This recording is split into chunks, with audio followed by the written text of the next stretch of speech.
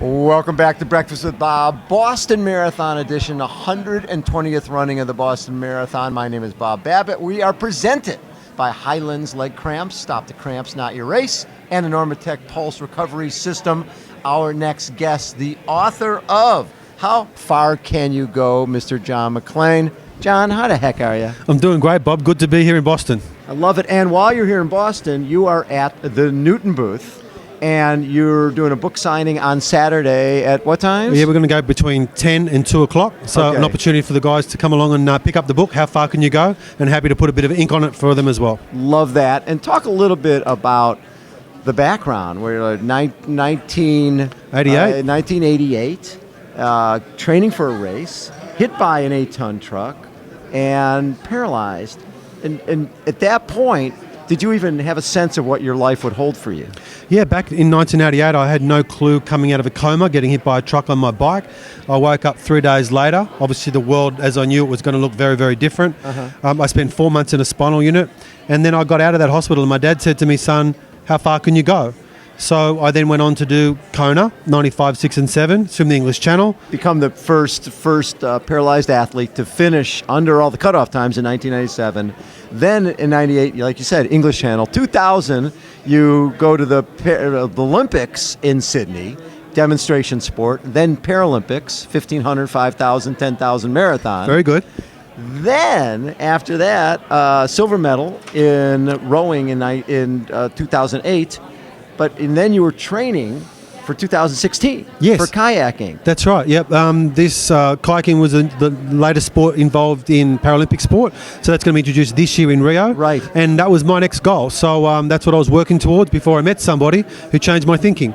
Yeah, so when you met Ken Ware and he talked tremor therapy, it was really to help you with your shoulder.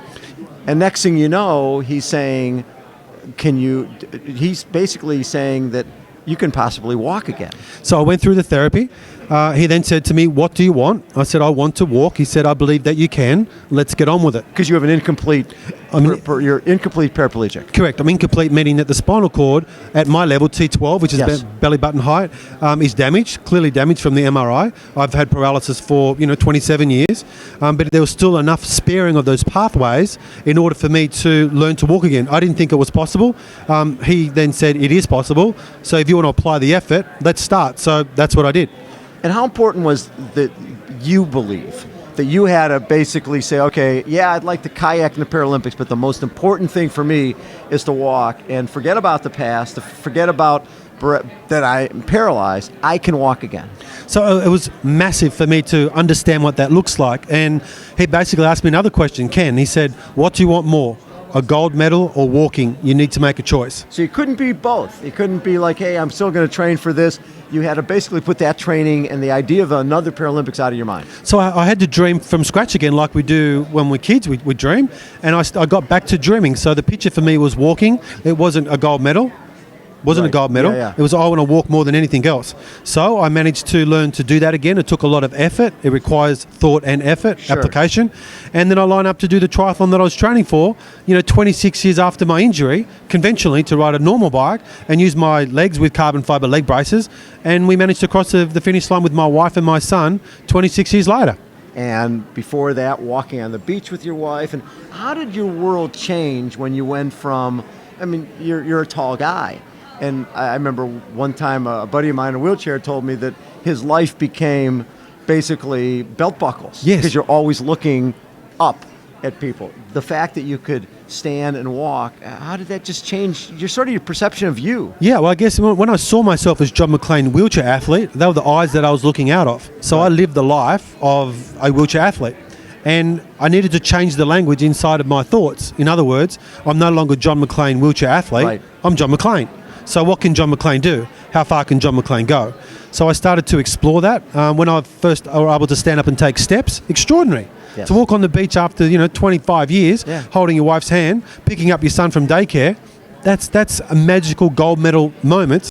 And now I want to continue to see what that can look like. Looking forward to joining you tomorrow for the 5K here. It was great to be within Carlsbad. And the question now is, can I go better than 1 hour and 10 minutes for 5 kilometres? Well, I believe that I can. So let's try.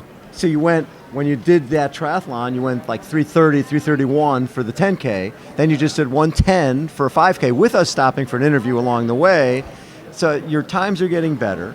At the same time, you also have bigger goals set up down the line. Absolutely. Lucky, thanks to you, you made an introduction to Peter for me, the prosthetics guy in San Diego. He's connected me with a guy called Ryan Bosch, who looks after the carbon fiber stuff. He invented it Yes. with the military.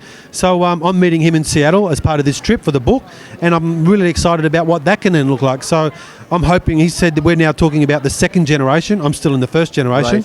Right. So my objective is to go back to 70.3 in Penrith, where I've spent a lot of time back in Australia, Yes. to line up and see whether I can cross the line in 70.3 November 29. And you'll be swimming, and you'll be riding conventional bike with brace, and then you'll be walking with a brace, and maybe with or without poles. My intent is to go without poles. That's what I'm thinking at the moment.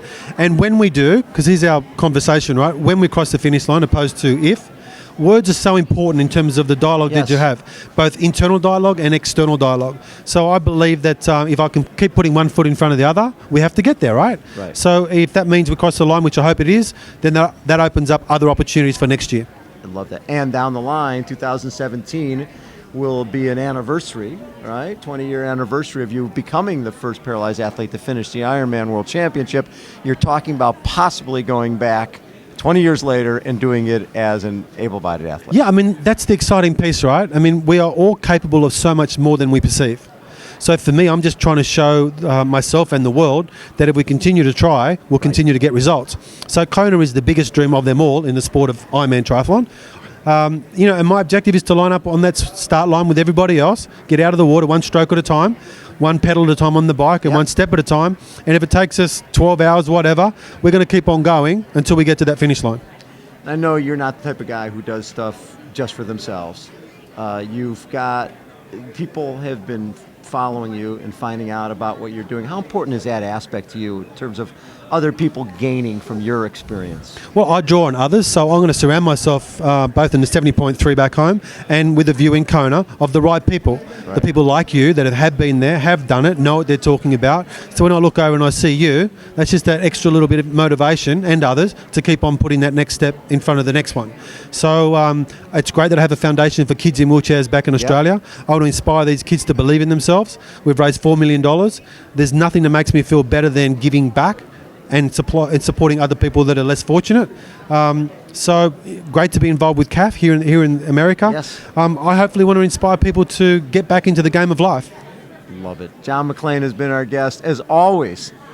Congrats on everything you're doing. How now the book tour? You've already done San Diego. You did Arizona. You did Vegas. You're here in Boston. What's next? Okay, so after here we go to Toronto in Canada. Then we're off to Austin, Texas. Then we're off to Phoenix at some stage. Chicago. Back to Vegas. Yeah, I mean it's back to Vegas. So and California as well has just been added. So people can follow us on John Maclean at John Maclean 27 on Twitter, and we'll look forward to taking them on the journey. Love it. And tomorrow, Saturday, 10 till 2. 10 till 2 With a Newton running booth. at the Newton Running Booth Please here come at the by. Boston Marathon Expo. Come by and meet Mr. John Maclean. Thanks everybody for tuning in. Hold on. We will be right